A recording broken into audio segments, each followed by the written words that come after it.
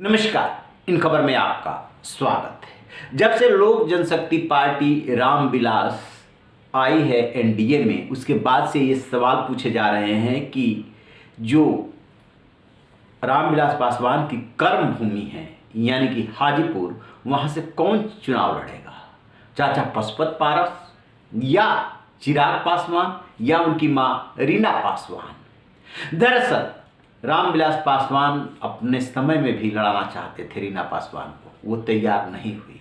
चिराग पासवान भी चाहते हैं कि उनकी मां चुनाव लड़े। आज चिराग पासवान ने इस सवाल का जवाब दिया है, सुनिए जरा। चिराग भड़क रहा है वो, और उन्होंने शायद ये भी कहा कि हम बच्चा हैं। ये वो शेखपुरा में कहा। खैर कोई बात नहीं, वो हम पे इतना ध्यान दे रहे हैं, हमारे लिए यही बहुत बड़ी बात है। प्रभारी मंत्री जिस जिले का प्रभार है उस जिले के सांसद पे भी वो इतना ध्यान दे रहे हैं, बहुत अच्छी बात है। बस जितनी योजनाएं हैं राज्य सरकार की उस पर भी ध्यान दे दें। यहाँ पे समय समय पर जो राज्य सरकार के कार्यों में जो गतिरोध लगता है उस पर भी वो ध्यान दे दें, ये अपेक्षा मैं उनसे ज़रूर रखता हूँ। आपके प्रदेश जम्मू की जनता को निराशा, भाई ये समय बताएगा। अभी जमुई की जनता को मैं निराश नहीं कर सकता हूँ, इस बात को मैंने हमेशा कहा है। पर हाँ, आने वाली परिस्थिति में क्या चीज़ें सामने आती हैं, मैं भविष्यवक्ता नहीं हूँ, मैं अभी उन बातों को तय नहीं कर सकता। यकीनन एक परिस्थिति ऐसी ज़रूर बनती है जहाँ पे हाजीपुर भी लोक जनशक्ति पार्टी रामविलास ही लड़ेगी और जमुई भी लोक जनशक्ति पार्टी रामविलास ही लड़ेगी। हम प्रयासरत हैं कि अगर हमारी माँ जाती तो हमारे लिए राह आसान होती और हम जमुई से ही हम कंटिन्यू करना चाहते हैं।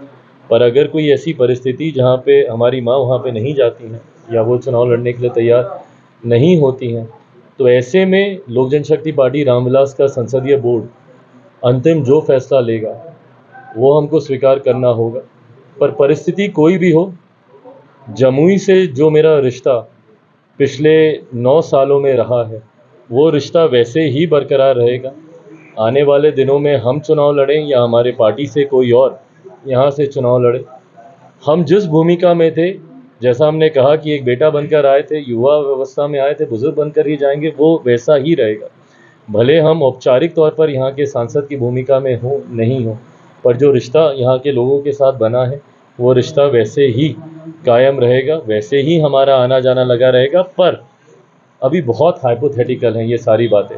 चुनाव करीब आएगा, उसके बाद ही अंतिम फैसला होगा कि कौन कहाँ जा रहा है। 6 सीट और हुआ है, चर्चाएं चल रही हैं और कोई भी जानकारी साझा अगर मैं करता हूं तो मैं गठबंधन की मर्यादा को तोड़ूंगा।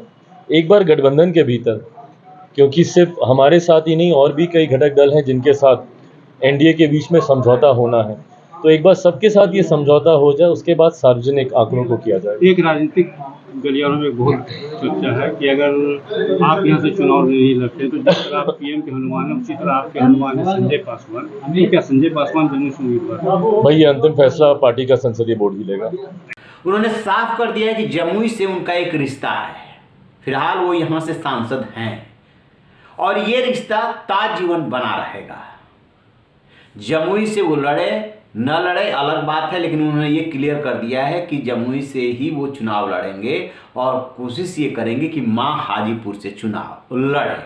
यदि वो चुनाव नहीं लड़ती है, फिर जो है पार्लियामेंट्री बोर्ड पार्टी का ये तय करेगा कि कौन कहां से चुनाव लड़ेगा। उस परिस्थिति में वो ये संकेत दे रहे हैं कि फिर वो जमुई छोड़ सकते हैं, हाजीपुर शिफ्ट हो सकते हैं।